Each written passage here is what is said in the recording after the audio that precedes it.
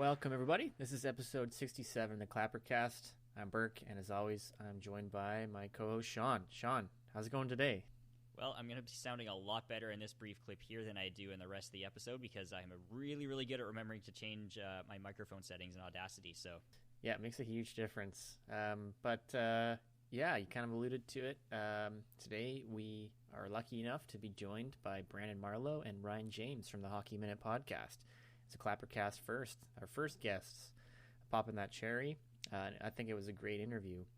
So you can find their content on thehockeyminute.com, at thehockeyminute on Instagram and Twitter. Their podcast can be found on Apple Podcasts and Spotify. Episodes drop Mondays, and sometimes they have an extra episode that drops on Thursdays. These guys have some great content. They break down news, feature a little opinion, and also feature some great guests like Grant Fuhr and Bernie Nichols. Behind the scenes, they also have a great team. They have audio engineer and producer Matt Giannotti and writers Julia Capullo and Marcus Bender. I thought this was a fun interview. Sean, what did you think about it? Yeah, it was a really great time to have Brandon and Ryan on the show. They're a ton of fun to chat with. They're really knowledgeable guys, and they've got awesome chemistry with each other and that good sense of humor and banter. So it was a really fun time with them. And with that, I think we'll head straight into the conversation we had, so hope you all enjoy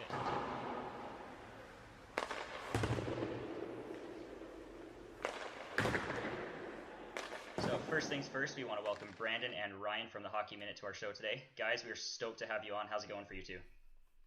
Yeah, doing pretty well, guys. Thanks for having us. Doing awesome, man. Long distance call here. You guys joining us from very far away land of the lower mainland. We're on Vancouver Island, so thanks for taking the jump here and joining us. Yeah, man. I guess we'll dive into some of the questions we had for you guys. We'll start with an easy one here. So, Brandon, I guess we'll start with you. All time, you have a favorite hockey moment?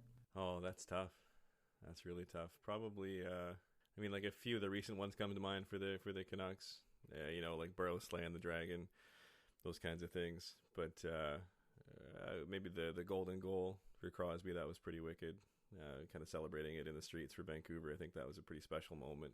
And as far as just being a Canucks fan, I think that's the only moment of revelry I had as far as cheering hockey in my entire life. So I guess I'd probably have to go with that one. So you got to celebrate the golden goal in the streets as it happened with Canadian hockey fans.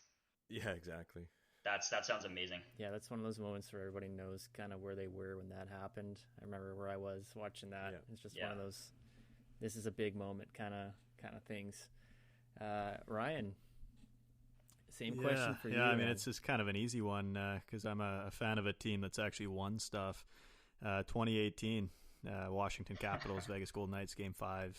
Seeing Alex Ovechkin, who I idolized growing up, to see him lift the Stanley Cup, that was probably my greatest hockey moment for sure. Yeah, baby, I I feel you on that one. That was a great moment. Definitely got a little teary-eyed when Ovechkin's standing beside Bettman, getting ready to lift that cup, and then you just see his passion in his eyes. I got a pretty good picture in that moment and captioned it with everyone deserves to be as happy as Ovechkin in this moment, and he's just got this huge grin on his face, he's just ready to thrust that cup into the air. It was amazing. I cried.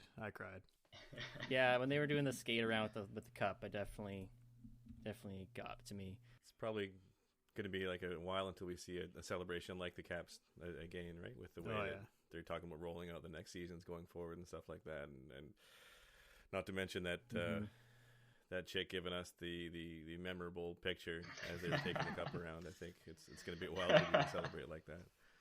I mean, even St. Louis's celebration seemed a little bit more relaxed, a little bit more toned down than the Capitals' victory lap. They seem to just go all out, from swimming in fountains and going to the Nats game and just chugging beers through shirts and things like that. It just seemed like next level. And the Tampa Bay Lightning, they've kind of got short end of the stick a little bit, where they've had some celebrations, but there's not as much open. They can't do as much. Even crossing the border is hard for a lot of these guys. So kind of a little bit of a shame there. So I guess they'll just have to win another one so that they can, celebrate fully. Well, they brought Patrick Maroon back, so that's lately the symbol of who's going to win the cup. So they got to get a good chance here. Yeah, he's the like a fat Marian Hossa. A little bit more luck on his side, though. Yeah. He's not on the the losing team back to back and then winning. Yeah, exactly. So I guess we'll switch more into the show side of thing for you guys. So it seems like you guys have a bit of a diverse crew. On your website on the About Us page, I was looking at, you guys have your producer, Matt. You've got your writers, Julia and Marcus, and it seems like you guys are, from a variety of fan bases. I'm not sure if you guys all live in kind of the same area or if you knew each other before forming the podcast. So just wanted to kind of bend your ear on how it all came together for you guys. Yeah, man. I mean, you're right. We are pretty diverse. Brandon and I are in Western Canada. Mark is in Montreal. And Jules, I think, just moved to Stamford, Connecticut, wherever that is. And Matt is in New York. So it kind of came together just online when COVID hit. I remember actually I got sick. Pretty sure I had the Rona, but it was never confirmed. And I remember just jumping on Reddit, sitting on my couch, and I saw this post from a guy saying, "Hey, I'm looking to start a podcast, a hockey pod, and looking for a couple of hosts." And so I just answered that Reddit post. And Brandon, I'm sure you probably had a similar story, I guess, eh? Yeah, but I never get sick. I'm invincible. I'm just looking through Reddit. And So that's pretty cool that you end up, the two hosts end up from all over North America, but they end up being from the same little area in Western Canada. So that's pretty cool for, small world type stuff. Yeah, like we talked about that. And even, Jules actually used to live in, I think she lived in Brooklyn, and Matt lives in Manhattan. I might have that backwards, but even for them, I think they said they're about a 30-minute subway ride away from each other. So it kind of, it worked out well because for Brandon and I being in the same time zone recording and stuff, we can sometimes just record, 10 p.m., 11 p.m., something like that. And it's been quite the journey to kind of see how far we can take it and where we want to take it for sure. Yeah, that's definitely pretty neat that it ended up so close together on both ends of the countries or the continent. We've got two close together in BC and two close together on the East Coast. It's a pretty small world sort of deal. But that's pretty neat that you guys kind of came together online and were able to create something, like create content and share it and work on it together. That's really, really cool. I know it's kind of a way different story than Sean and me because we just went to school together. And then, we talk so much about hockey, we might as well record it. Yeah. And then, that's kind of where we ended up. It's just funny how it's going to be so different, but just the passion for the game is there. And yeah, I think that's what makes it so fun too. Is that Brandon, he's he's a little bit older than me, and he's seen more more Canuck teams play and everything. But he's been around the game a lot. He understands the game. I think when you're born in Canada, I think that's just sort of a second nature for you, right? Is you watch Hockey Night in Canada, you see all this stuff, and so. I think that's really where we kind of lucked out because you're right. You never know what you're getting. I could have been a complete, fair weather fan co-hosting and that sort of thing. But I think from day one, we kind of realized we both understand the game and we've got some opinions, some takes that maybe people won't agree with. I know Brandon is a Quinn Hughes fanboy and he's got some thoughts on Cale Makar's deployment that maybe lands him in hot water with on the bench with Beeks, for instance. But it's worked out really well. So you mentioned you guys have the passion for the game. Is that something that ultimately drove you to wanting to get into creating content rather than just watching it?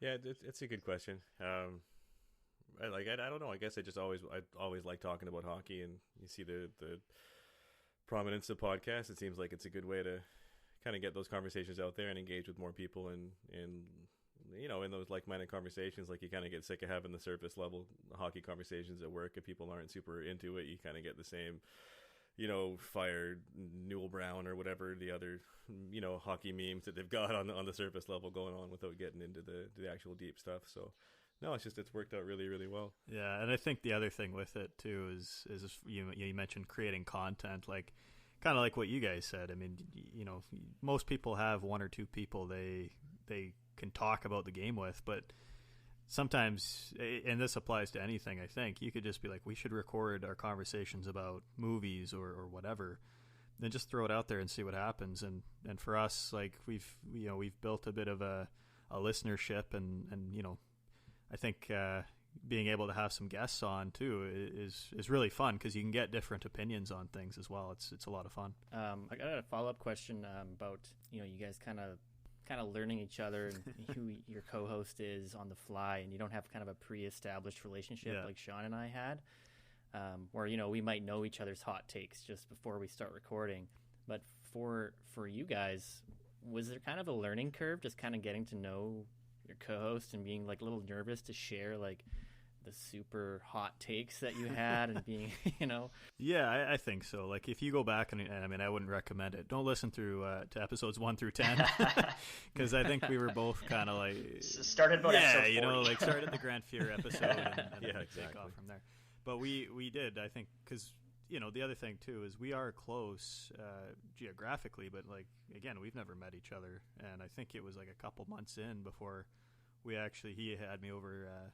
His wife made a lovely dinner and had me over, and that was probably the first time that we got a chance to really develop the chemistry there. But I don't know, Brandon. I mean, I'm not sure what your thoughts are on it. You probably hated me. You're like this. Yeah, you probably hated. You're like this. I still hate you. I'm suffering through this just because I really love our producer, and I'm hoping that that through Matt he can take us all to glory. No, man, there was definitely some kind of a feeling out period, but I think it's just like anything, right? As you kind of grow and kind of get some inside jokes and some knowledge and all that kind of stuff, it just makes the relationship better. And we've had a pretty good chemistry from the start. It's just in terms of like making the conversation on air sound like the conversation we have off air is kind of a challenge, and I think it's harder than people give it credit for. Yeah, right? Yeah, totally. But I think we're certainly getting closer to that. It's getting to be a lot easier to just be comfortable and kind of chat and have these talks, and I think it's kind of it shows in the work anyway. Yeah, just kind of building that chemistry is huge. I know for Sean and me, we had a challenge where we were recording in person, and it was so easy, and then we were working in a studio where we both had mics, and then I moved down to Victoria, and it was just a big challenge to record, and we had to kind of learn on the fly about how to record remotely and how to sync up the files and all that sort of stuff. So but the passion's there, and you'll find a way to do it, right? And you guys can always throw up another ad if it doesn't work out for a new co-host, right? Like you can post another Reddit thread. Yeah. But Sean, I know you had a question kind of to bounce off of that whole concept of like having guests on. Yeah, so you mentioned you getting to have guests on. You've had a wide variety of people. You've had other podcast hosts like myself. You've had other media personalities on. But one of the ones that stood out to me is getting the chance to speak with Hockey Hall of Fame legends like Grant Fuhr and Bernie Nichols. So I was wondering if you could speak to how those opportunities came about and just what the experience was like to have them on the show. Yeah, I mean, I can. I'm just going to give you credit. It's just Ryan reaching out is really all it is. I think Ryan reached out to Grant Fuhr, and he was pretty easy to get on. Yeah. Really, just a matter of kind of reaching out to his wife through email and kind of having to go through that channel. And then Bernie Nichols, you would think would be a Hall of Famer with his numbers, but as we learned, because he's a little bit. I mean, I guess I would have watched him when I was a kid, but I wasn't. I was more of a Canucks fan than a hockey fan when I was in my early days, obviously, and so he kind of slipped under the radar for me. But yeah, looking into him, we found out he's actually not a Hall of Famer, which wasn't a question that we managed to get into. Maybe that's like a second interview kind of question, but yeah, really, I think it just comes down to reaching out to these people. Like, they're always happy to come on. It seems like we've had very few outright rejections. Like, some guys leave us red and don't do anything about it, but. For the most part, people are pretty good to come on. I think you just have to kind of have the balls, I guess, to put yourself out there. Yeah, Shoot, exactly. shoot, right? And Brandon, I just wanted you to say something nice after you said that you hated me. But I think with like Brandon said, I mean, I think what it is nowadays, and we learned this early on. I mean, our first few guests, like there was a couple guys like I played with, a guy I went to high school with, who's an athletic trainer for a local team, and then.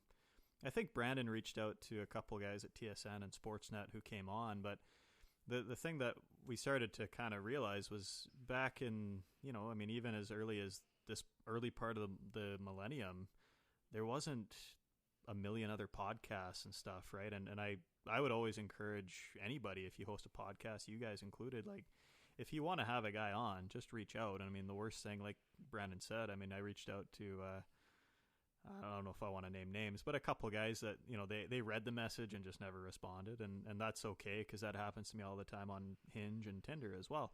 So it was like no big deal. But when you get a guy, you know, you reach out to 10 people, and a guy like Bernie Nichols is like, yeah, for sure, here's my number, like, let's set something up. Then at that point, it's like, well, I don't really care about the other 9 people that said no or didn't respond at all. And now looking back, it's like that's something pretty cool. I didn't take part in the Grant Fuhr interview because I was working, but you know, obviously Brandon got a chance to speak to a guy that, I mean, he's a legend, and I think that's, even if nobody listened to it, it's kind of a nice feeling to know that you had a chance to speak to a guy like that. That was just a really impressive one that definitely stood out to us. That was Sean being a Oilers fan. I know that was I totally I saw you guys post like the preview clip or the preview like post for that, and I immediately screenshot and sent it to Burke. I'm like, look at that. like that was impressive to see Grant Fuhr just coming on a podcast, like a fan made podcast. It's really cool to see that type of thing happening. I think we're just in that era now where, for those older players, they never had a million shows to maybe jump on. They only had like TSN, and that was it. And then on top of that, I think a lot of media people now, they're looking to help out, because for them, they never know when they're going to find somebody who might be a good get for them, right? I mean, look at Steve Dangle, I think was making YouTube videos in his basement, and then all of a sudden Sportsnet saw he developed a following and they hired him, and now look at him, right? So I think everyone's just kind of helping each other out now, and I think that's really cool. I mean, obviously you guys are our friends in the podcast world, and we've got a small little community, and I think it's just really awesome to see everyone get the support that they're looking. Yeah, so like you said, the content creation communities are really cool, and a lot of them are really accommodating, like more than you'd think. It seems intimidating just to hop in and start putting your content and what you want to make out there. And to reach out to these other people who just have established careers in the industry, like 20-year professionals or these massive followings. But, you know, a lot of them seem to be, they remember kind of where they started or their origins, and they're cool to help out some of the people just starting just to get into the industry. Yeah, absolutely. And like you said, like we had, we had Scott Rintoul on. We've had him on a couple of times, but like Matt Sakaris came on our show recently, and that's what he talked about, was just like, you know, you just kind of put in the work, and you know, but it's never, like, nobody's ever self-made, right? It's, whether it's you're a hockey player or otherwise, you could be in the media, but like Scott Rintoul didn't get to where he is because he just woke up one day and someone hired him and just thought he was awesome, right? Like, it's, you know, you have to know people, and so you know, yeah, I think with the content creation though, like, our thing is we always are willing to go on other people's shows if it helps them out. You know, and I mean, we were on a show, the 131 podcast recently, where those guys are in Boston, and one of them's actually in Japan because he serves in the U.S. Marines. So they're in a totally different area of the world, and they're trying to expand their listenership. And like, and you know, and I mean, Sean, when you came on our show, you did this as well. Like, it wasn't just, you know, you guys posting a quick little blurb like on your story of we were on the show. Like, if we go on someone else's show, we always make a point, make a post, promote that show. And if even one or two people that listen to us end up being turned on to you guys and listening to you guys as well, like, all that does is, you know, it's a cliche, but the rising tide raises all ships. And that's what we're so excited about, because it's not like any of us, I don't know about you guys, we're not getting paid to do this. So it's like, no, this is all fun. Definitely not. All fun and so games. it's just like, if we can all just, you know, build up our brands and everything, and you know, who knows where that'll take it. Of course. And I mean, word of mouth marketing is basically the best and most reliable type. So you get people going on other people's shows, and then suddenly, you know, I'm going to tell my friends about you guys coming on our show, and then they'll check out the episode, and maybe some of them go and listen to your stuff too, right? And that word of mouth marketing is the best, and that's the easiest and one of the best ways to spread the word of what you're doing in the early stages. Yeah, and I mean, we try to get creative. I know Brandon was actually going to do like a Speedo ad for us, which didn't take off, unfortunately. But, you know, you got to... Yeah, you got to get creative though. Yeah, you can't just sit on it and for instance, I'm not a social media guy at all. I run the Instagram page and that's it. But if you go back, you look at our first few posts, I wasn't hashtagging. I didn't know what that was, and so nobody was seeing these posts, and I just thought, oh yeah, somehow it'll grow. I don't know how, but and then it's like, well, you're not hashtagging anything, so nobody knows this page exists. So.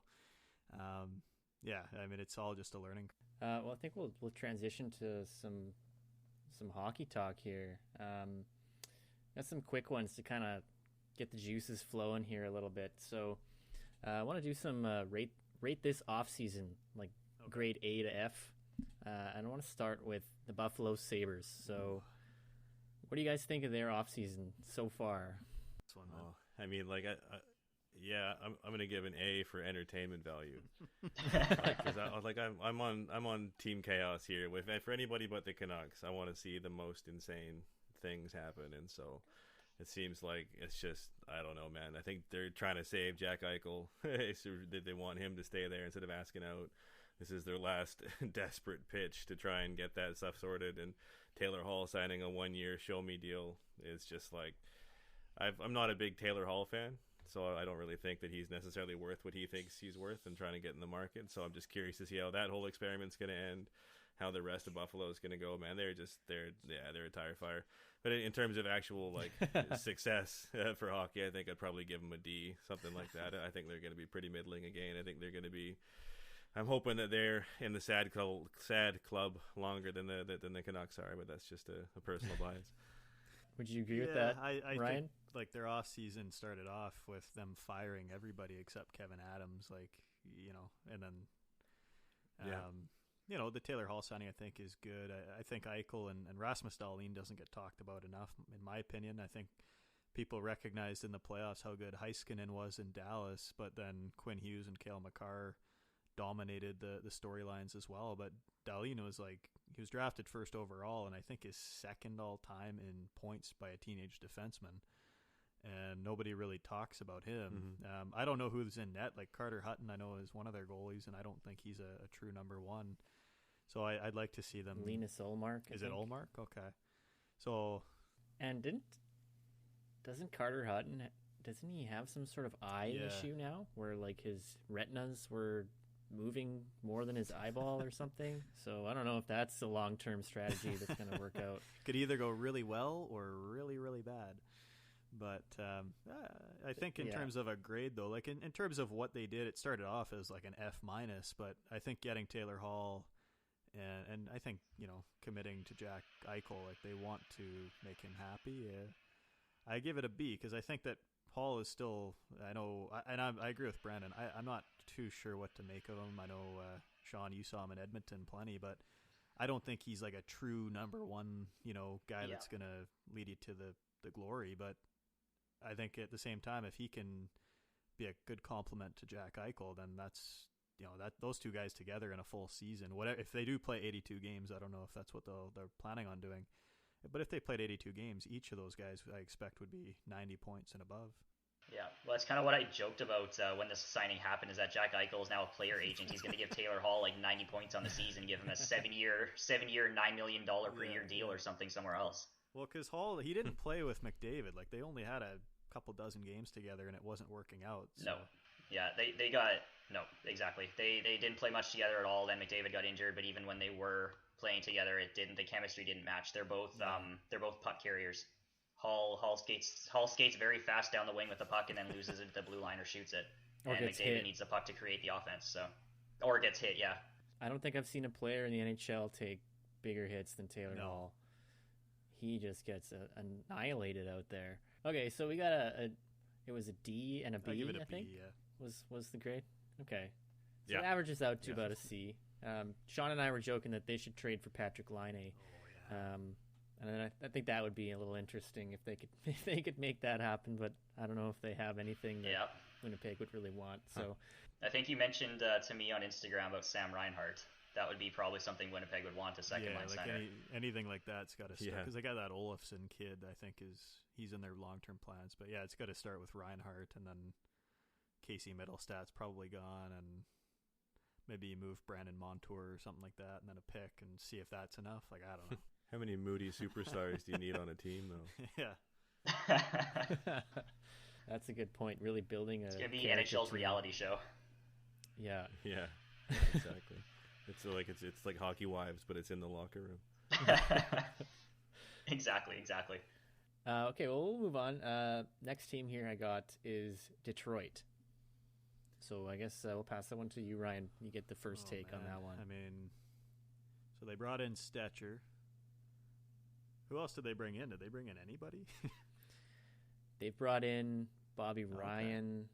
I think, was it like Nemesnikov? Yeah, so just depth pieces, right? They brought him in on like 1-year deals at really, really reasonable AAV too. Yeah. So I think that they're personally stacking up trade bait for the deadline so that they can get some more picks, because they're going to be bad still. So I think that's what they're doing. I can't think of any off the top of my head, but I think there's a few other guys that they brought in for cheap. Yeah, just kind of minimal stuff. Like, you got to trust Yzerman, right? He built that Tampa team. I'd be curious to know if they'd send him a ring. I know Chicago, their first cup, they gave Dale Talon a ring just as a thank you for, putting together all those draft picks and contracts. But to answer your question, like, if they're just doing kind of minimal moves, bringing in depth pieces, like, I don't think you can really give them an A. But Larkin and Mantha and Bertuzzi, I know they got Bertuzzi under contract, which I thought was kind of a little higher than I thought he would get.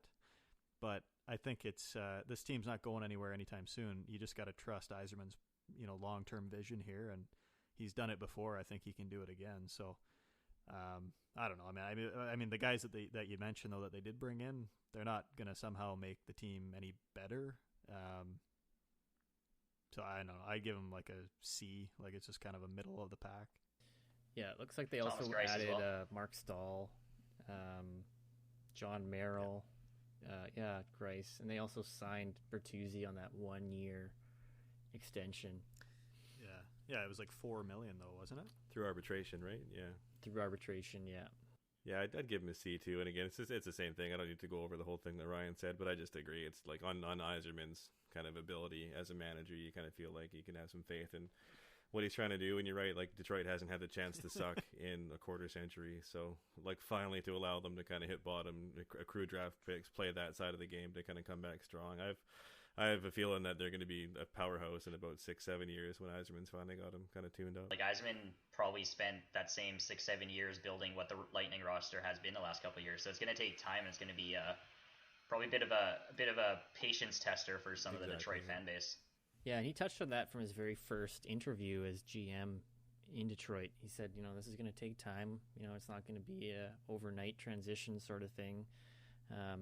So just kind of have some patience, and we'll turn it around. And just kind of to bounce off what you guys have said, I have faith in the Yzer plan.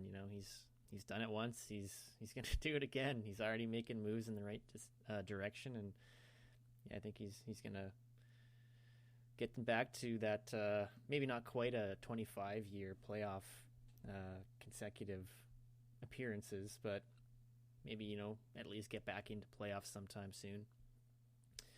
Okay, so this one's just kind of a maybe not too many moves, but I'm curious what you guys think. So St. Louis, how do you rank their off season? Oh, I mean, the only thing you can think about is Pietrangelo, right? I mean, like, just imagine being a St. Louis fan, letting kind of the heartbeat of your team go for a bunch of, like, I've got my kid here, but I can't say how I truly feel. Like, a bunch of crappier pieces for what you let go. I think that's that. I would be just absolutely choked if that were a team that I followed or cheered for. So, it's a bit of a head scratcher for sure. I mean, it'd be different if they hadn't made it to the promised land, but they just got there and then they let their guy go. I mean, it's kind of an unwritten rule that you give a guy, like a little bit of a pay raise that you're going to pay for later when you win a cup, and just to let Pietrangelo go for worst defenseman, I don't know, man. I'd be choked if I were a St. Louis fan. So you're obviously not buying into the Krug. Yeah. No, I agree with Brandon. Like, I don't know, man. I mean, you look back even prior to the flat cap and COVID and all that, it seemed like after they traded Edmondson to get Justin Falk and then they promptly signed him to a long-term deal, it kind of made people wonder what Armstrong's plan was. But I mean, and I'd love to hear your guys' thoughts on this. People treated Armstrong like he totally was blindsided by not being able to afford him. But I think that this might have been his plan all along, because he signs Falk and then, you know, I think there were other signings along the way where he was throwing out some money at guys that people were doing the math thinking, okay, Pietrangelo might want 8.5 to 9 million in a pre-COVID world, and then the flat cap hits. Like, do you guys think that Armstrong maybe all along was a little bit hesitant because he saw what Erik Karlsson and Drew Doughty, how those guys took steps Absolutely. back? I think I remember writing or talking about this last offseason, that signing Pietrangelo was going to be difficult to begin with, and then they go and sign Falk to 6.5 per year on a long-term deal. And I think right as soon as that happened, it's like, okay, he's like, Justin Falk is going to be coming in for Pietrangelo, and then they bring Krug in as a slightly cheaper version to help cover some of the losses of Pietrangelo as well. Yeah, but it's weird because Pietrangelo is, I mean, how often do you get a 6'2" right shot guy that he plays good in both ends? It's like, I mean, no disrespect to Justin Falk, but like, I would have let that guy walk. I mean, you just try to shed salary anyways. You just want a Stanley Cup. So it didn't make sense to me at the time. And then I don't know. I mean, I hate Vegas like irrationally because of 2018. Yep. but it's just, you know, I find them to be such an arrogant organization, and now they go out and they sign this guy, and it's like they're going to be a wagon, I think, for the next 5 or 6 years. I think in St. Louis' case, though, I didn't see Krug going there. That kind of blindsided me. So, I mean, their offseason started off losing Pietrangelo, but getting Krug, like that to me is like, that's like a C+, B- move, because you're replacing a whole. But you also, it's not that Pietrangelo walked on his own way. It's, you know, he didn't let them know ahead of time, hey, I'm going to free agency. And then I don't know who else they brought in, but I guess it doesn't matter. You lost your captain, so. Yeah, I kind of had some hope that they were going to re-sign him when they traded Allen to the Habs. I thought they were kind of trying to make it happen. And then, as soon as you said, I'm going to go see Vegas, it was like, oh, come on. How did they keep How getting many away guys with this? need to go to Vegas? Like, it's kind of like the NBA a little bit, where it's like a super team. Yeah, it's like, get out of here. And I'm right in that same boat, Ryan, where I have that hatred of Vegas because we face them in the finals. And, you know, it's just like the storyline of, you know, we our very first season, we're immediately successful, and it's like, you guys haven't earned this. Like, now you have the absolute just devastating team, and you kind of have that jealousy almost of like, why couldn't my team be this good, like, all the time? Like I'll be honest, if Vegas won that cup, I would have stopped watching hockey altogether. Like, we would not be having this conversation as podcast hosts. I would have just been like, this sport is so ridiculous. But Vegas, and I don't know, Burke, your thoughts on Vegas. The reason for me, I wanted to root for them as this new team, and, you know, outside of Marc-Andre Fleury, they didn't really get any blue chip guys, and then all of a sudden, it was like this arrogance of like, you know, we're Western Conference champs in year one, and then year two we got screwed because of a bad penalty, and then this year it was like this cockiness of Pacioretty and you know, all these other guys, and I just remembered thinking, like, you guys haven't technically won anything. Like, pump the brakes here. It's not like you came in and were an instant dynasty. So, and the Ryan Reeves comments, and I've said this on our show, Ryan Reeves comparing himself to Tom Wilson is just ridiculous, because Tom Wilson has more goals in the last 2 years than Ryan Reeves has his entire career. So, I don't know. I just, the Vegas organization just bugs me a little bit. You don't like the lion in the jungle? You also have the biggest man crush. Well, I mean, Tom Wilson's a handsome guy, but it's, I don't understand this whole comparison. Like, Tom Wilson is a unicorn. Josh Anderson's probably the closest thing to Tom Wilson, and even that's kind of tough because Anderson's always hurt. Wilson's seemingly indestructible. Yeah, I'm huge on Wilson too. His contract's a little bit of overpay, but I think he's incredible what he brings to the Caps. But I mean, definitely kind of similar sentiment for Vegas. I actually, my girlfriend at the time, when Vegas was right before their inauguration, their first game, my girlfriend went to Vegas and actually picked me up a shirt, and I was super excited. I was like, oh yeah, like I'm gonna root for this new team. And then yeah, what do you know, they end up facing my favorite team in the finals, and I can't really cheer for them anymore. And then yeah, you have the addition of all these top end talent to their team, and because they didn't have any of those high end guys in the first season, they just kept getting better. And you know, they had Nate Schmidt, and they had just so many ties to the Capitals. I just got tired of it. I couldn't handle it anymore. And now we're still seeing them get better year after year. You know, they got Leonard, they've got Pietrangelo, they've got Theodore is becoming an absolute beast. It's just that's an amazing 1-2 for them, though. Yeah, and that's what's scary is they don't seem to have the salary cap like in mind when they're doing all this stuff too. Like I don't understand how this team, they were in talks too about, apparently they made a pitch to get Taylor Hall, and they were trying to sign him to like a 1 year like $4 to $5 million contract. And I was just like, what? Like, how were they going to do this? And I think their ownership group is like, you know what, we'll just spend the money and figure out the rest as we go. So I don't know. I mean, every team. So I was going to say, that's the amazing thing. They bring on all these players, but they still have players signed to bad contracts that they could unload and get even more good players in. It's like somehow they still just keep finding cap space wherever. Yeah, and I don't understand how. Like, you know, I don't know, but yeah, it's to answer your question though, B minus for St. Louis. Well, before I even ask Brandon what his rating is, just to bounce off the Vegas. I mean, you've got to kind of be happy as a Canucks fan that you were able to kind of take advantage of that cap situation and get Nate Schmidt for what, like just an absolute basement price.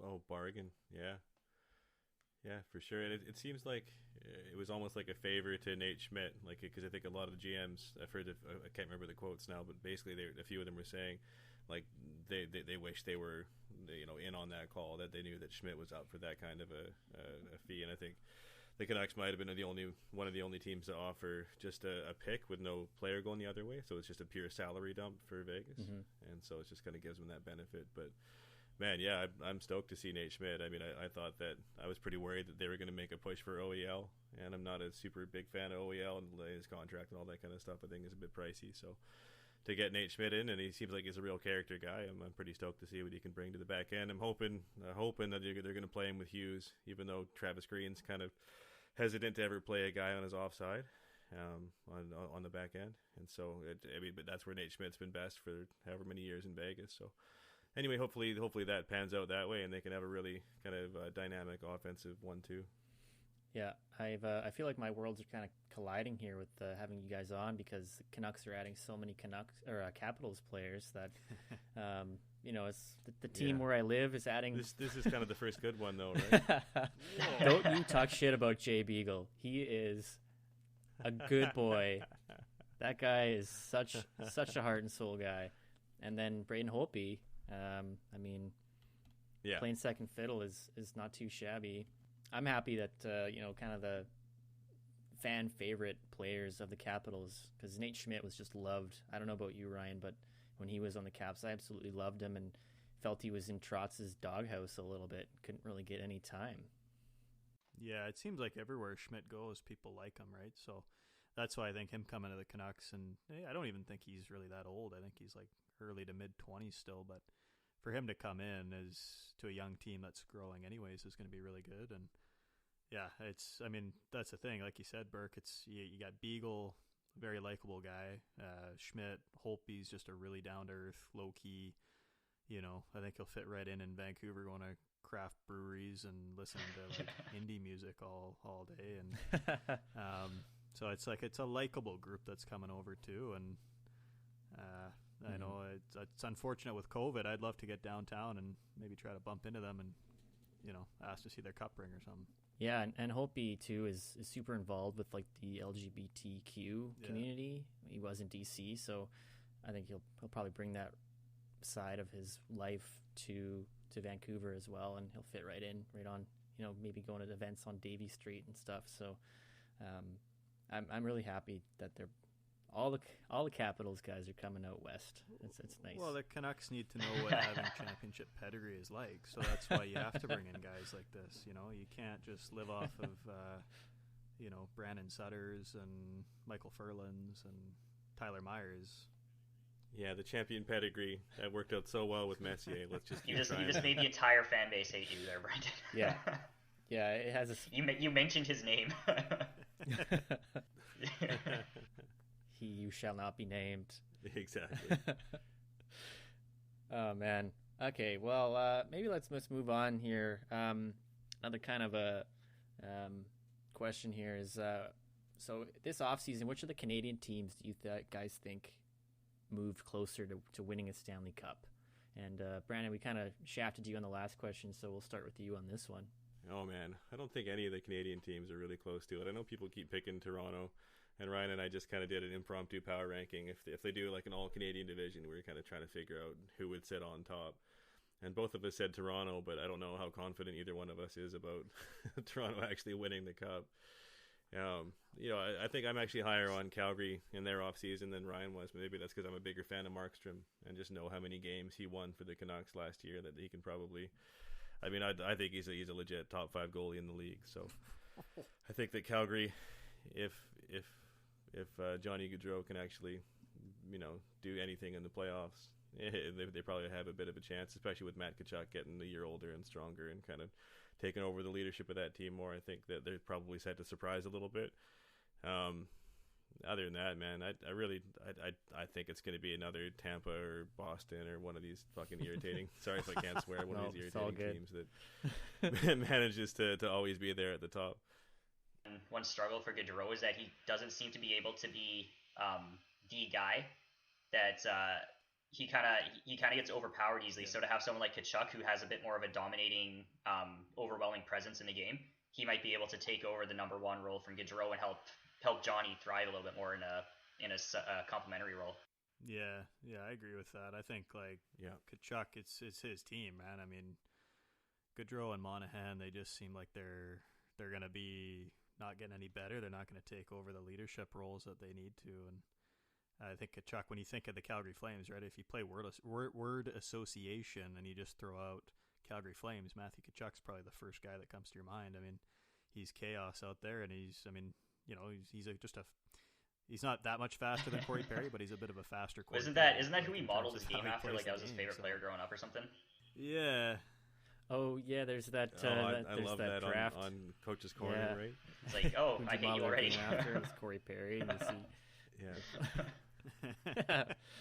It's so true, though. I mean, it's that same game, and you definitely saw it when he was out in the series against Dallas. Is like, yeah, he's not there, and the team is worse because of it, like a lot worse. And you saw him in the stands, just he's not the most skilled guy on Calgary, but like Brendan Gallagher got that nice contract from Montreal, and some people said it was an overpayment, but I don't know if this is something you can quantify on a stat necessarily, but it was like when Gallagher was hurt, the team, the Canadiens, they weren't winning games, and they were just kind of like dull, like there was no energy to them, and that's why Gallagher got probably a little bit more than what his stats would indicate. So Tkachuk's the same way. It's like, the Flames kind of folded when he was out, and Gaudreau and those guys, they're not they're not game breakers, I don't think, and Gaudreau's a great regular season player, but it just isn't the same thing in the playoffs. And I just want to get it in here, Brandon, you don't have to tell me about Markstrom. I'm a huge Markstrom guy too. I absolutely love him, and I think he's going to be a workhorse that Calgary's kind of been looking for since really Kiprusoff. So yeah, we kind of saw that be a struggle for them this past season when David Riddick kind of took a step back from the year before, and Cam Talbot was okay, but he has his own struggles that he needed to work on, and both of them, they survived the season, but they weren't as good as the Calgary needed in the net. Goaltending is just such a hard thing to try and get your finger on the pulse of like who's going to have a hot season and who's not, right? Like you look at Markstrom, you can kind of expect that the last couple of years he was the MVP of the Canucks, and you think that he's probably going to have a good 3 to 5 years coming up or whatever. But like 2 seasons ago, David Riddick had a really good year, and he looked like he could be turning out to be another Jacob Markstrom. And there seems to be 2 or 3 of those guys every season that are like, they seem to be ready to turn on and they don't. Yeah. And I just don't know how to kind of figure out goaltending. The rest of hockey seems like you can kind of figure out a career arc that makes sense for guys, with goaltending I just haven't ever been I see it referred to as voodoo magic pretty often, and I'm quite on board with that description. It's just, who knows? Yeah. It just happens. Yeah. Yeah, I mean, Exactly. Anybody who's ever met a goalie in person just knows that they're weird, and you can never get a real handle on what they're going to do. So I think that must translate to their career. It's just, who knows what's going to happen. It could be great, and then could be bad the next year, like Dave Riddick. It's just so hard to predict. You guys are going, I guess, with Toronto for that. No, I'm actually. I'm going to actually change it up here and I'm not just pandering because Sean's on. I think Edmonton is probably the closest team. I don't think they got any better in the offseason. But I just think McDavid and Draisaitl, I mean, how often do you get 2 Hart Trophy winners on the same team? Like Pittsburgh was that way back in the 90s with Lemieux and Jagr. But Yeah. I think that at the end of the day, McDavid's at a point in his career now. What is he in now? Year 6 he'll be going into, I think. I believe so. So 5 or 6. Yeah. So I mean, you think about. I mean, Jack Eichel is frustrated, obviously, but McDavid he's got some playoff experience. But I think that he's looking around at the other guys that he's compared to. Right, Crosby by this time had 2 cup final appearances, 1 cup, multiple individual awards and everything. And I just feel like that team with those 2 guys, they are gonna just like McDavid. I will say this, Sean. I was watching him in the playoffs. In his own zone, he's got a lot to learn. Some of the goals, he was a liability out there. Him and Draisaitl both. Yeah, but I mean, I think at the end of the day, his talent is just too great to be denied a run, and it may end up that he's an Ovechkin type where he won't win until he's 30. But in terms of Canadian teams, though, I think Edmonton's got a really great shot. I think the Canucks are coming up, and Toronto, people will say that they're there. I only said Toronto because I think the talent is already there. I don't think Joe Thornton signing there is going to somehow make them better in terms of skill.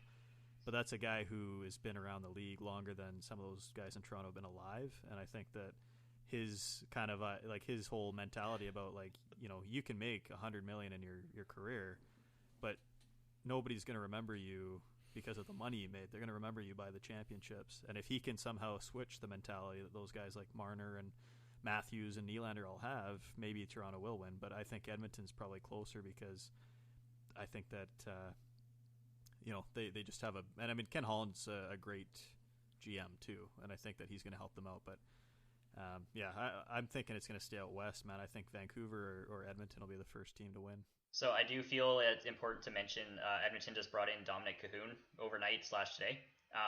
Going back about 5-6 years, Draisaitl and Cahoon played together in Germany when they were about 15 or 16.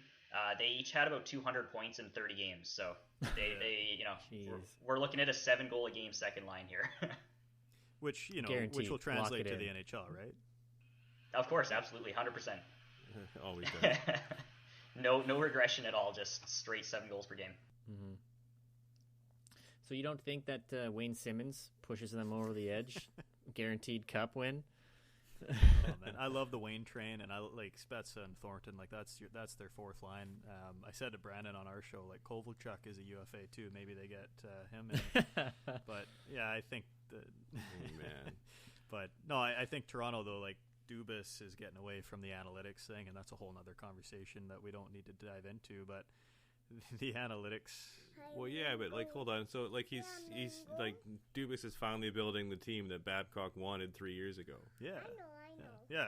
Your daughter agrees. Right? Like he's finally bringing in those grittier guys that go against it, and it's like, man, you lost your. Yeah, that's a good point. She's big on Babcock. She feels like he was unjustly fired. So. Big Babs fan. Yeah, that's the thing though, is they're getting away from the analytics, and I think they're just looking at who are the teams that are winning. Like, I don't think St. Louis was an analytics darling. I don't think Tampa was an analytics darling. It was just they had guys that were willing to do whatever it took to win, and their superstars got paid, and it seemed like, I mean, Marner even said in the last playoff round, he's like, "Oh yeah, game one, I wasn't really interested." It's like, well, you're getting paid $10.5 million to be interested to win a Stanley Cup, and it's just not a great look. So I think a guy like Thornton will come in. I don't think he's a vocal guy in the locker room, but Wayne Simmons certainly is, and I feel like Wayne Train's going to be like, don't take this for granted, because you never know when you're going to regress, and I mean, he kind of did actually in the last couple of years. Yeah, I kind of got on that Marner comment. Does Marner know who Thornton is? Like, he said that comment where he said, "I've been watching him since junior," or when he was in junior. So it's like, I don't know if he just misworded it, meaning like I was watching Thornton when I was in junior. Yeah. But he made it sound like I was watching Jumbo in junior. Yeah. It's like, you weren't alive when he was in utero. I remember hearing Thornton clips. Yeah. So it's like just some weird comments from him, and that's a pretty poor one to say I wasn't interested in the Stanley Cup final or playoffs. Bit sad, and the Babs thing. I saw this thing on Instagram just pop up, and it was an interview Babs did when he was starting coaching in Toronto, and he was saying like, these guys who are from Ontario don't want to come here now. Yeah. This is when he took over, a number of years ago. He said, but they will. We just have to make a competitive team. And they're coming there. They're interested. Yeah. They want to play there. Well, I mean, it's a little different if it was like, McDavid, who said, "Oh, I'm a UFA at 27. I want to go there." I mean, Joe Thornton's 42. Like, this might just be him. might be him just saying, "Hey, I want to go there because it's, it would be kind of cool, and there's not really any pressure for me to be the guy." Same thing with Spezza. Same thing with Simmons. Like, but I agree with that. I mean, and you guys are BC boys. I mean, there's some guys that they want to play. Like Jordy Ben. I know he's from the island, and him signing in Vancouver, I'm sure that's no coincidence, right? He probably had a couple offers, but I mean, if I was good enough to play in the NHL, I'd want to play at least 1 year in Vancouver just to experience what it's like, and I'd probably just try not to be a Jake Virtanen and just out at the Roxy and partying all the time. Exactly. There's got to be something different or something appealing about playing in your hometown, like the rink or the team you grew up watching. You grew up going to games and watching your heroes and your idols play in. There's got to be something just so attractive about that to a lot of players. So I can totally see that appeal of your hometown team. So we'll switch gears here, change over to the Canucks. So Brandon, I mean, we just talked about Markstrom. That's a big, team MVP, leaving the team. Yeah. That's going to be hard to replace. But Thatcher Demko showed glimpses of why he's been touted for so long, and then they added in Braden Holtby, who we also mentioned. But I mean, do you feel like this team has gotten better, or have they regressed going into next season? I think it's such a. So I guess the variables there are like, can Elias Pettersson and Quinn Hughes get better to the degree that you don't notice how much worse they got in goaltending?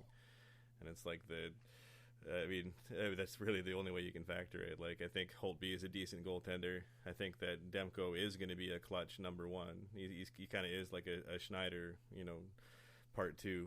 But it's going to take a year or two to get into that, and I think that he probably just got hot for the Vegas series. You can't expect him to look like that. So, I think Markstrom probably got the team, I'd say conservatively, 5 to 8 wins that they had no business getting last year.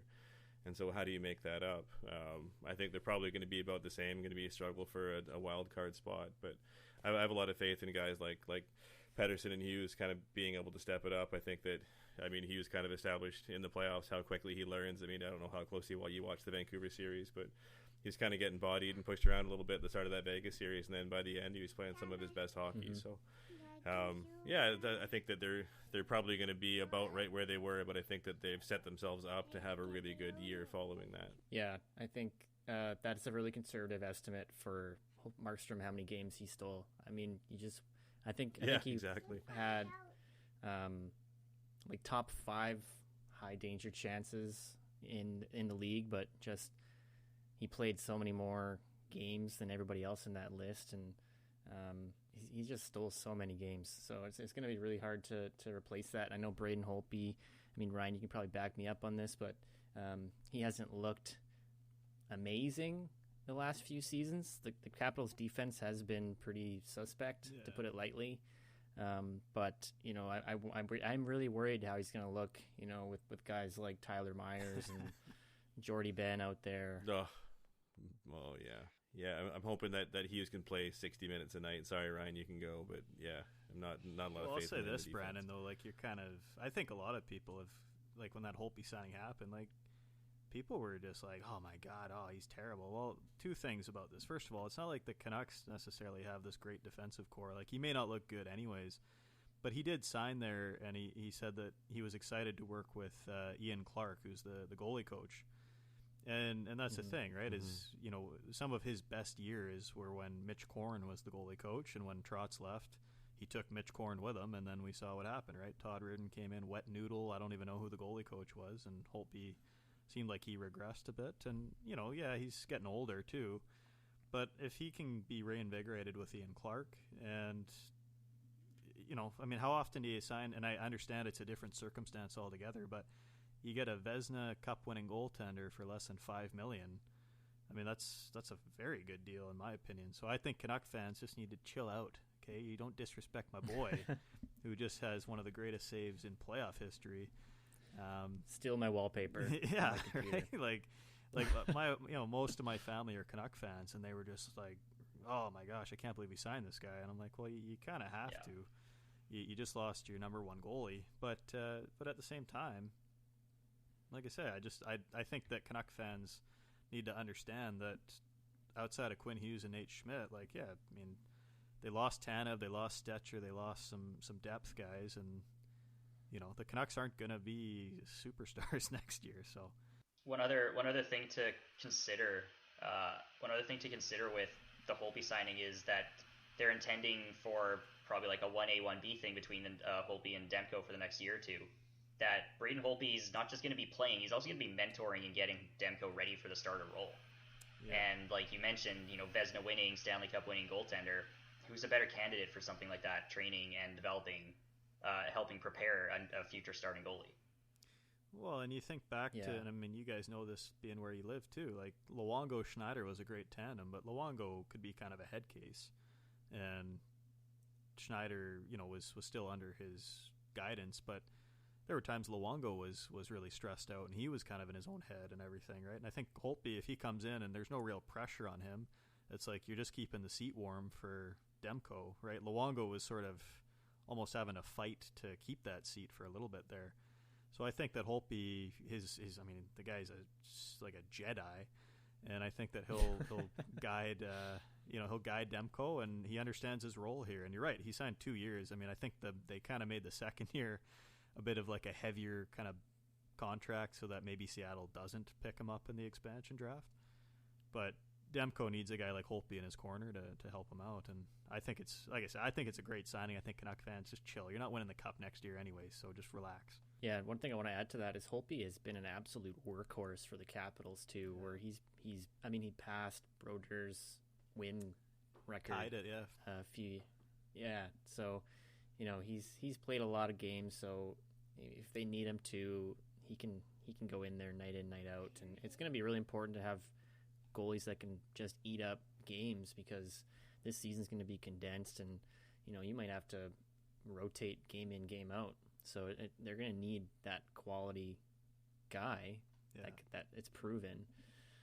But yeah, I mean, the defense I think is going to be the weak point.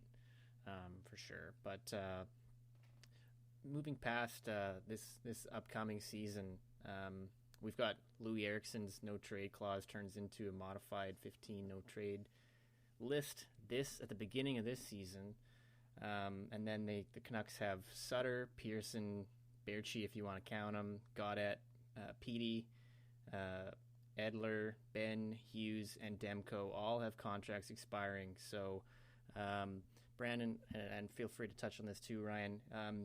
Do you have faith in Jim Benning's ability to navigate the situation in next offseason?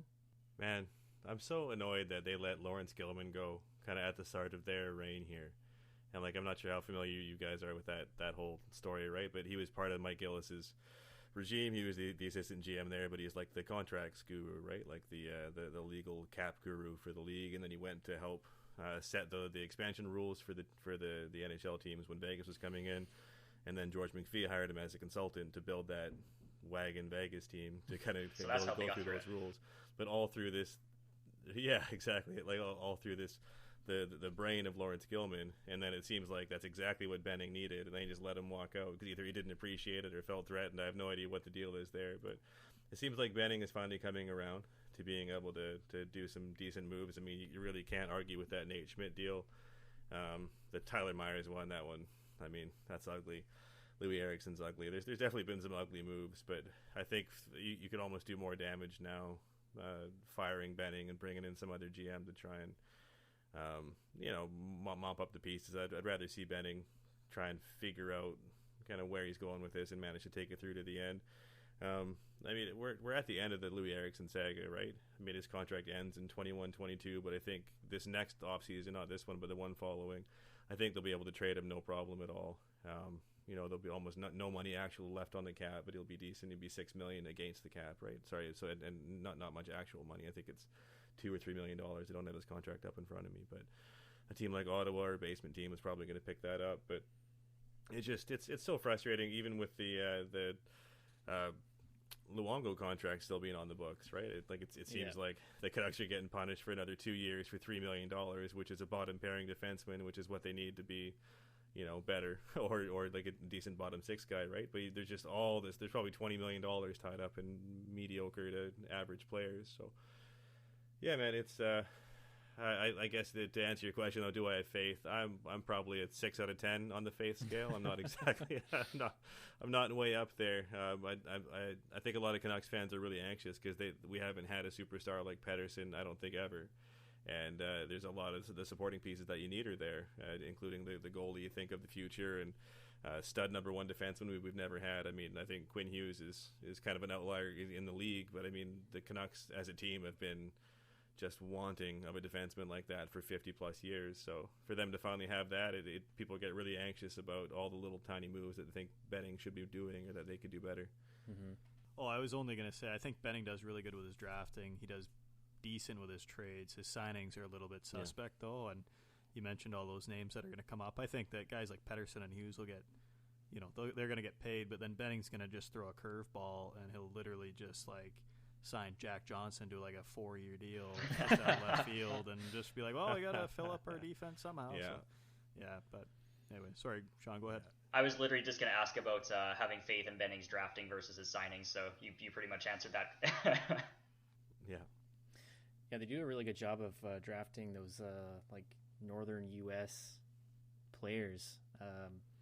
Whoever the scout is out there must have Benning's ear pretty well. But one thing I saw is that there's a lot of those contracts up, but the Capitals have Jacob Vrana and Ovechkin's up, so maybe they'll be able to bring in some more Capitals to offset some of those losses, bring in just some more fan favorites. Can you imagine Petey with Ovechkin? No.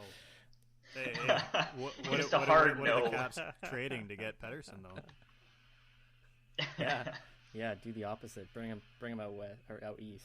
We'll trade you TJ Oshie, Michael Kempney, and our first round pick for Pettersson. you can have Beagle back. Yeah, done, accepted. All right, well, we'll switch over to the Capitals here, because there's been a lot of movement on the Caps front. Obviously, moving on from Braden Holtby. But they've also got a new head coach. You mentioned the wet noodle himself, Todd Reardon. I was never a big fan of him. But Laviolette's kind of known for having that immediate success with a team, and has brought some teams to the Stanley Cup Finals with him being there for a couple seasons. Do you think Laviolette is going to have a fair chance of making a push with a team made up of so many veterans like the Washington Capitals, Ryan? I think so. I think that watching the playoffs, Ovi and Tom Wilson and there's one guy on the blue line, Nick Jensen, I think was the only guy that I really saw like really looked good, like they were trying, and like Burke, and you can attest to this, man. Todd Reardon, half the time he looked confused behind the bench, like he just didn't look like he knew how to deploy his guys, how to line match anything, right? And it was pretty telling when the Islanders beat the Caps in the handshake line, when every player on the Caps got to Trotz, like, guys like John Carlson, Ovechkin, those guys, they weren't just shaking his hand moving on. I mean, they were stopping, they were giving him hugs. Like Braden Holtby had probably a good 15-second conversation with him on the ice, and it just seemed like they didn't have that same respect for Reardon, who was their own head coach. So I think Laviolette coming in is going to light a fire under them, and I think guys like Ovechkin and Backstrom, those guys are getting older, and they know that they really only have a couple more years to really be competitive. I mean, Backstrom, I think, only signed for 3 or 4 more seasons. Ovechkin's probably only going to sign for 2 or 3 more himself, and I think that's the rumor, is that OV wants to sign and they retire at the same time. Yeah. At the end of Backstrom's contract. Yeah. 24, 25. So, and I mean, Ovechkin, I think the only thing pushing him, I think, is that goals record. But if Laviolette can come in and just, I mean, when I played hockey, I had coaches that I absolutely hated, but they demanded success, and we would win, but you'd hate them. And at the end of the day, it's like, well, if you're winning, I mean, whatever, right? People used to say about Scotty Bowman, you hated him on 364 days of the year, and on day 365, you got your cup ring. So if Laviolette can come in and, light a fire under these guys, then I think that it's all, a good move. And I don't know, Burke, I mean, what did you see from the Caps when they were in that bubble situation there? It definitely didn't seem like they came in looking great. Even in the little exhibition matchups they had, they really struggled. And yeah, you mentioned Jensen. He looked like he was trying, and he actually had a pretty nice redemption arc throughout the season where he looked really bad. And at the end of last year, he was probably the worst defenseman on the team, but he really worked on his puck movement, and he was skating. He's always been a really great skater, and it was kind of almost like Michael Kempney was the worst guy out there on the D line. In my opinion, which was a total 180. But yeah, I mean, there was a few guys trying out there, but yeah, I think he kind of nailed it where they weren't really in it. And I think that comes down to coaching because, I was fully on board the pay Trotz his money train, and Todd Reardon, first time head coach. I mean, maybe he's a defensive marvel. I don't know, but I don't think he was ready for that move, and it was kind of not really setting him up for success. It was kind of a situation where I was like, the team's really talented, and maybe they can get you there on their talent alone, but that's not enough to win in the Stanley Cup playoffs. I mean, we saw it with Trotz where he was just real hesitant to adjust anything and not play young players, and then he finally did, and they break through. So Reardon, I think, just couldn't get that extra step out of the team that you need in playoffs, and I don't think he was a real great motivator. And you're totally right; he just looked totally lost out there.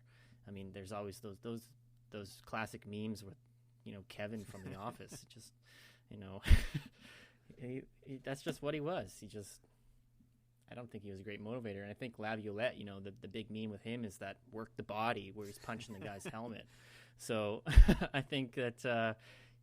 Shake things up, and from everything I've seen from him, I'm excited, but a little nervous about the D situation again, where we brought in Justin Schultz, who I don't know about you, Ryan, but I'm not huge on Schultz. I know Sean remembers him from his time in Edmonton. Not great, right, Sean? I mean, this was his early years, and he was playing on an Edmonton team where he wasn't getting any training on defense. So of course he was very mediocre at best, and he got a lot of shit thrown at him from the fan base, and just an improper role, and he just wasn't thriving at all. So I don't think he's going to be a particularly great force for the Capitals defense, but we'll have to wait and see if he's improved at all in his internal game when he gets a role in Washington here. Yeah, I kind of looked at Schultz like he's John Carlson light. Like he can put up That's a good way to put it. 50 points. He's not going to be the greatest defensive player for you. So the signing didn't make sense. Mm-hmm. But then I thought Kempny's going to be out long term. Jensen, I don't know what to make of. You lost Gudis. I feel like it was just a move that they were like, we need to fill our blue line, and this guy's available. And you know what? To be honest, and Burke, you might remember this, a few years back, Pittsburgh let go of Brooks Orpik and Matt Niskanen, and Caps picked him up and ended up winning a cup. So it's like Schultz has a couple Stanley Cups to his name, and I don't think he was a key part of any of those. But still, it's like it doesn't hurt to have a guy like that on your roster for a little bit of experience. The Caps don't even have defensive prospects, really, aside from Siegenthaler. Like, they drafted Johansson first round a couple years ago, and that guy looks like he's kind of hit his ceiling as a depth AHL guy now. So it's Martin Fairvary. Oh, that I think we got the chance to see him actually in the World Juniors exhibition game when they played in Nanaimo, and he's actually been developing. He's played a few games this season. He looks like a solid pick, but what is it, Alexei Alexiev? They picked him very Russian high. By any chance? Yeah, I think it might be. But he's been hit by some injuries where he's missed a lot of time. I think he played for Red Deer in the dub, but has had a lot of injuries. So yeah, it's kind of the weak spot of that franchise. They've been so successful in terms of making playoffs, where they've drafted quite low for a long time. That suffering from success. Detroit is kind of at a worse off spot than that right now, but that streak really hit them, where you can't always draft Pavel Datsyuk 390th overall and have him turn into your top lines forward. So yeah, I'm a little nervous about Kempny being out and Schultz being brought in, and we'll see, I guess. But what about Brendan Dillon? I mean, what did you guys think about his performance? I know he signed a couple of years there, right? He just signed a 2-year contract there. How did you think he fit in? I mean, I think it was his first week he fought Evgeny Malkin, so that really endeared him to fans. It kind of won me over. I mean, just on the eye test, it seems like he's a pretty, plays a basic game and doesn't, mess around with the puck too much. But I don't know about his advanced stats, but seems like a good fit. But I'm just a little nervous that the Capitals have 7 D-men that are 29 or 30 right now. And, exactly. And they've got, like Ryan was saying, they've got Siegenthaler and Fairvary. That's pretty much it that can slot in. So yeah, they're obviously like in win now mode, and like you guys were just talking about, like the coach hire with hiring Laviolette, seems like they're just confirming that they're ready to go for the next couple of years, right? See if they can win 3 out of the next 4 years. They've got Ovi and the rest of this crew here, and then they can leave the ashes of the team there to try and for some other GM to pick up the pieces, right? Yeah. But just like I wanted to make a quick comment though, just what a neat construction for the roster. Like I haven't looked at this, but they must be spending the least amount of money in the whole league on their goalie tandem, right? Under $2.5 million for both starter and backup.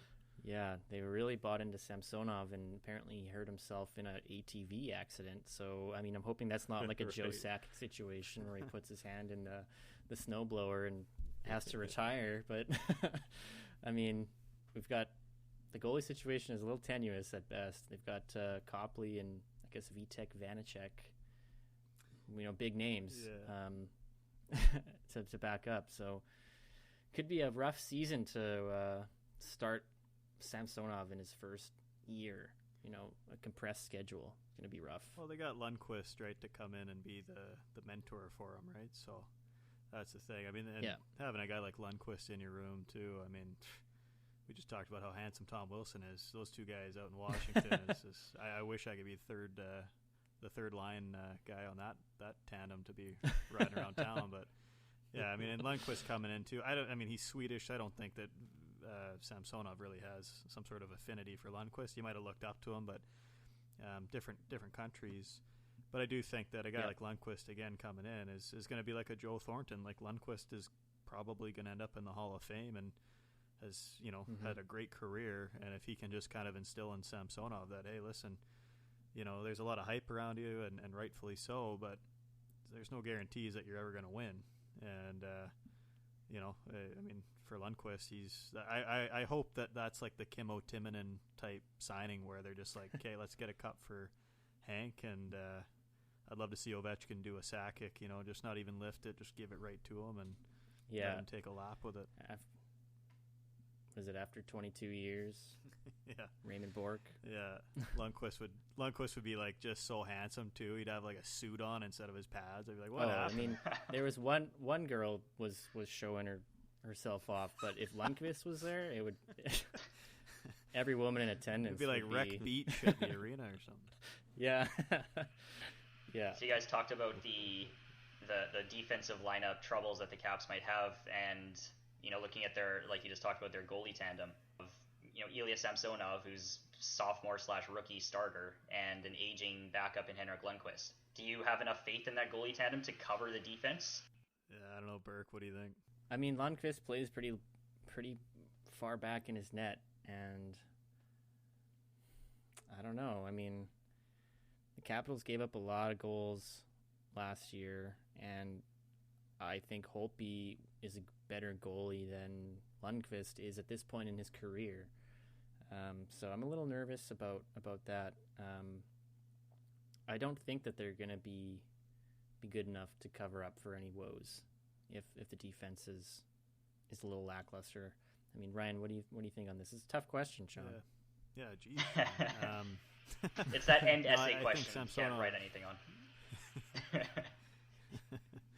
Yeah, what is this, an interrogation? I think Samsonov, like, it all depends on how his injury is, and then Lundqvist. I mean, I don't think Lundqvist is going to get any better, and yeah, I mean, it's the thing with Washington. The nice thing is you have a guy like John Carlson who can put up 70 points from your blue line, and that's awesome. But he's also the number one defenseman, and at times he just gets walked.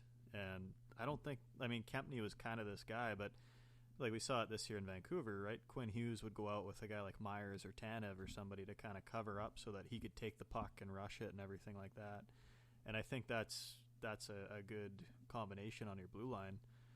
But I think sometimes Carlson gets a little too, shoot from the hip and rush the puck, and then it's like, you lose it, and he's not that quick either. So sometimes he has trouble getting back, and it gives up the odd man rushes. But I don't know. I mean, the problem is the Metro's getting so good now too, with the exception of the Devils.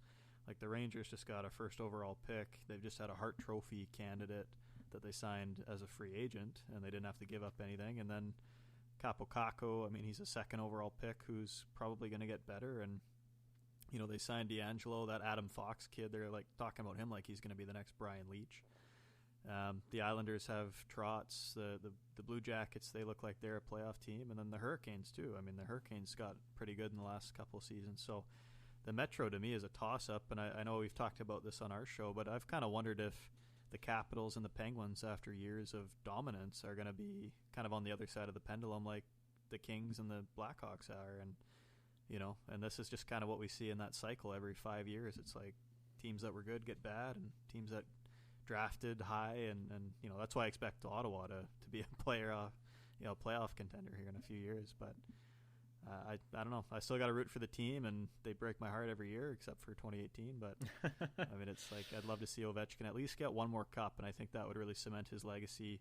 And I'd love to hear your guys' thoughts. I think he's for sure top 10 all time, but I think a second cup, and if he gets like 850 goals, and if he beats the record, I think you have to consider him top 5. Oh yeah, at that point. easily the best goal scorer of all time. Yeah, you don't have right to now already. Top 10 is harder to push because there's so many different positions and so many different eras to factor in. But if he hits, like you said, if he gets that second cup, if he gets up to 850 goals, then he's definitely going to be in some people's arguments for that. Oh yeah, me and Burke will we'll do a whole hour-long pod just on the retirement episode.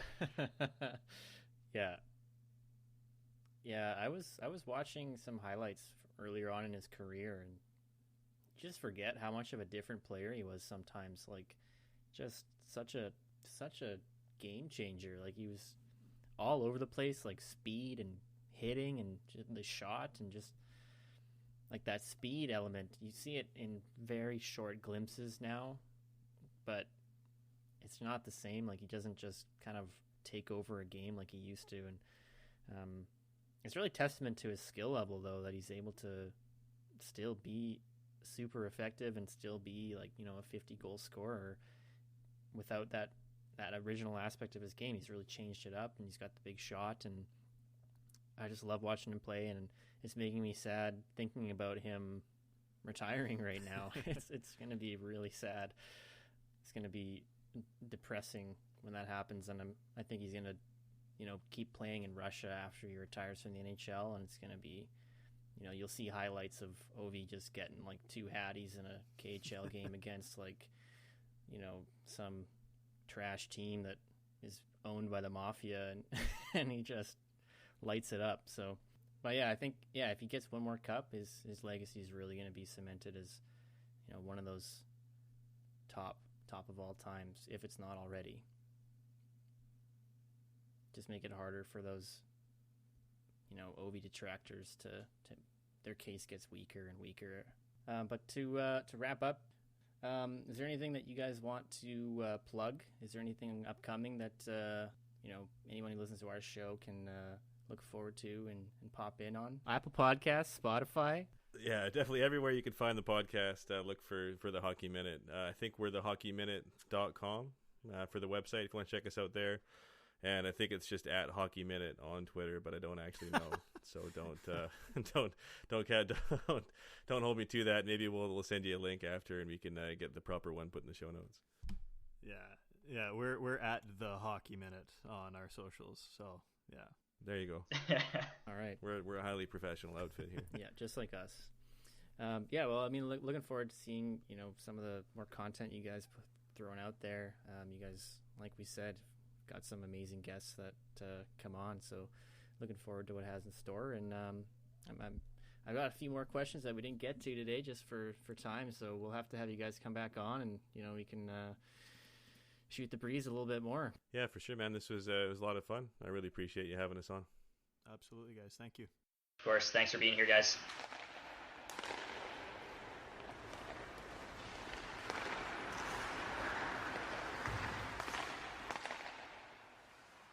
And with that, we're going to wrap things up for this time here on Clappercast.